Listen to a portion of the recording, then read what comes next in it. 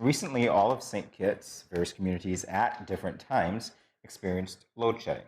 This was conducted by the St. Kitts Electricity Company, SKELEC, from Sunday, September 4th, 2022, and it concluded on September 9th. However, there were outages on the 11th and 12th of September. And who better to tell us about this than SKELEC's General Manager, Clement Jomo Williams. Welcome to the set of Good Morning SKN. Welcome, thanks for having me. All right, it's a pleasure indeed. All right, so the concept of load shedding, from what I understand, is effectively distributing supply in certain communities to cut down on the demand at particular times. Okay, so we know that it was done. Can you explain to us the circumstances that led to it? Okay, last Saturday, I think last Saturday was whatever the date it was. It's so confusing. There was a failure on one of the alternators at the power station, and that put us in a position where, on the normal circumstances, we could run the plant with 2 engines down. It put us in a position where we had 4 engines down. Now, so we're at half our capacity at about 20 megawatts. So therefore, we had no choice but to do the load shedding exercise. And load shedding means cutting off our lights, basically. Yeah, in layman's terms, yes. But load shedding essentially is that's where you're at a position where you don't have enough capacity at the power station to carry the demand. So what you do is sequentially shed load on the system so that you're able to provide some electricity to persons who are still connected, but you do it in a round robin type of way so that everybody gets a turn. So why did the load shedding conclude quicker than anticipating? Or did it really, judging from the fact that certain areas in Bastille lost power after it was said that everything was addressed? Well, the situation is dynamic. As you would expect, we're not out of the woods. So our team was able to repair some of the standby units that we have, as well as increase capacity on some of the existing generators, just through minor tweaks. We were also able, in record time, to procure 2 additional standby units, which arrived on the island yesterday. So the event happened last Saturday. On Sunday, we were on the phone with the suppliers pretty much all day, back and forth, haggling, trying to get prices down. The Monday was Labor Day, which is a holiday in the U.S. So that caused somewhat of a delay. But then on Tuesday morning, we were able to finalize the price.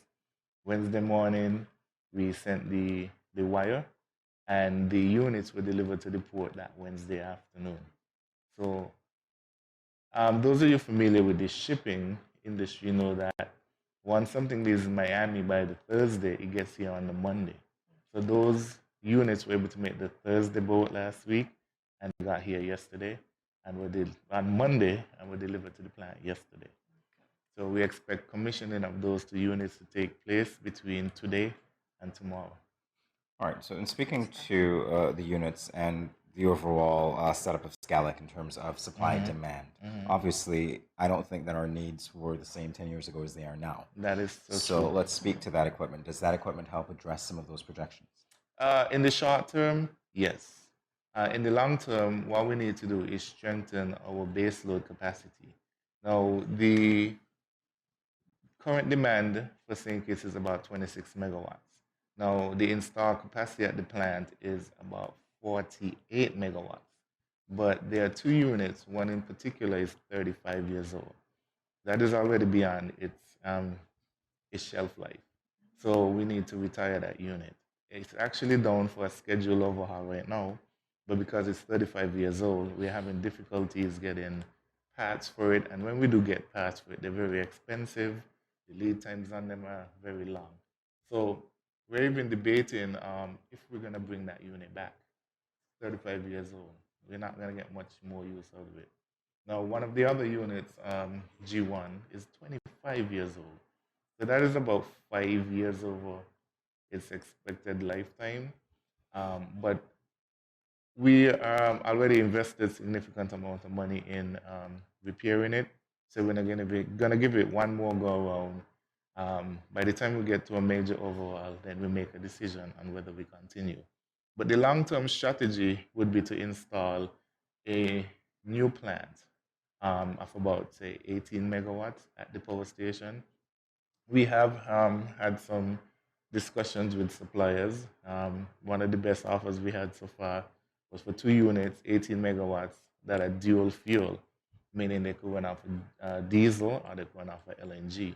Now, we currently use diesel, but we're thinking about transitioning to LNG, which is a cleaner burning fuel, which allows us to be more environmentally friendly, and you can eventually receive carbon credits for reducing your carbon emissions.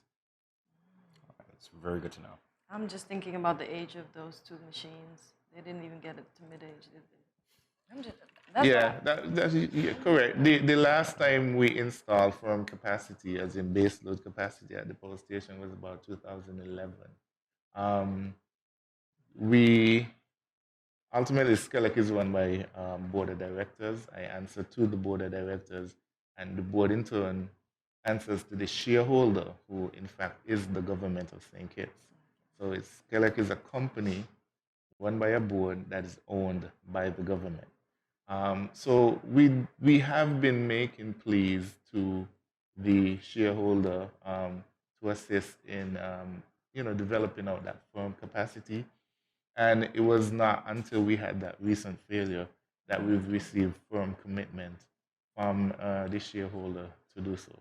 So last unit, 2011. Hopefully, the next unit will be 2022, 2023. So, Jomo, I wanted to know, in the last 10 years, how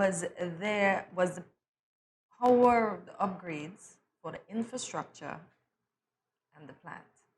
And also, what does SKELEC needs to gain adequate operational status? That's a very interesting question, a very loaded question.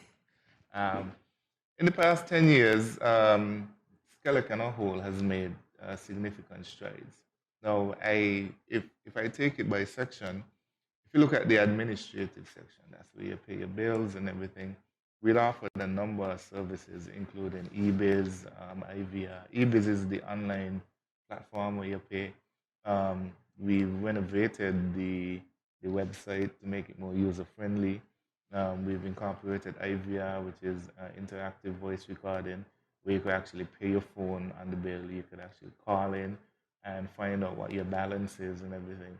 So those services are some of the services that we've implemented over the past 10 years. From an infrastructural standpoint, that's the lines, the lampposts, the lines and everything.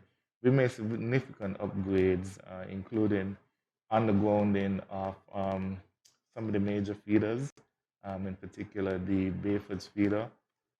And then we've done some underground projects between connecting Sandy Point and St. Paul so that you're able to backfeed in the event that your overhead lines go down.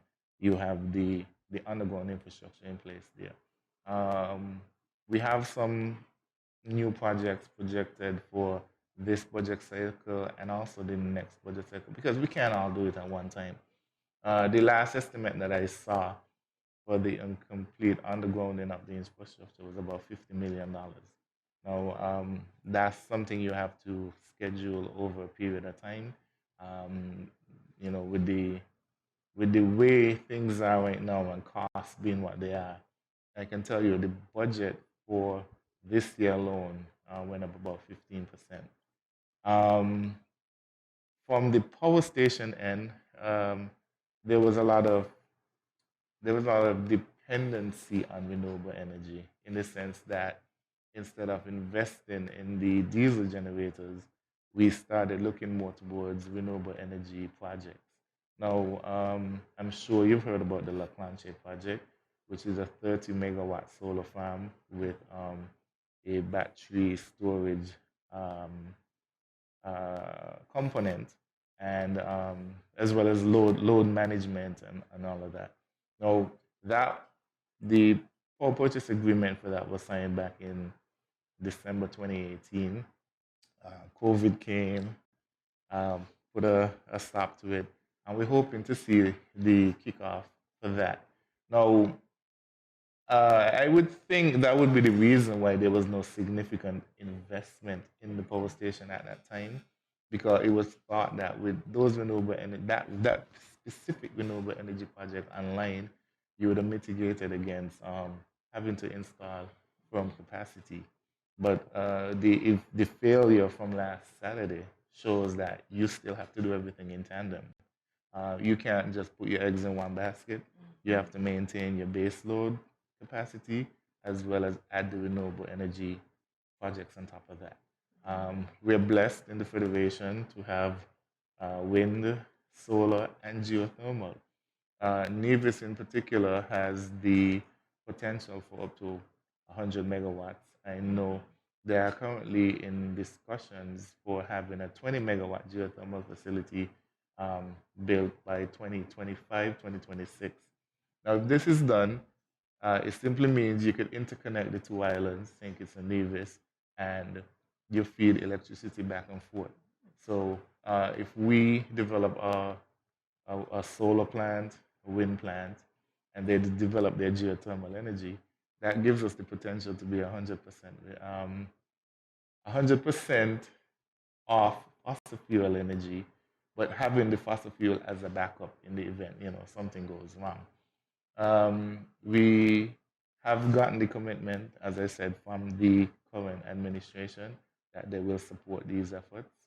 And just like how you were going to hold me to having that, we're going to hold them, we're going to hold their feet to the fire to ensure that they come through with the investment for the people of St. Kitts and Nevis.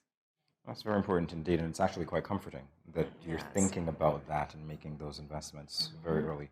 I want to talk to you a little bit about wind. The Bellevue wind farm, actually, generation at Bellevue. What can you tell us about that? That wind farm for Bellevue is supposed to be about a 6 megawatt wind farm. We're currently reviewing the power purchase agreement for that. I know the design has changed somewhat, because this is a project that has been on the table for some time. The original technology that was in the first scope is a bit outdated, so we had to update that technology. We're not going to pay for something that's obsolete. So it's been updated with the latest technology, and the discussions on that PPA is ongoing, with a review, I think, scheduled for next week, actually. So if all goes well and we sign off on that, we could see an additional 6 megawatts of wind capacity at Bellevue.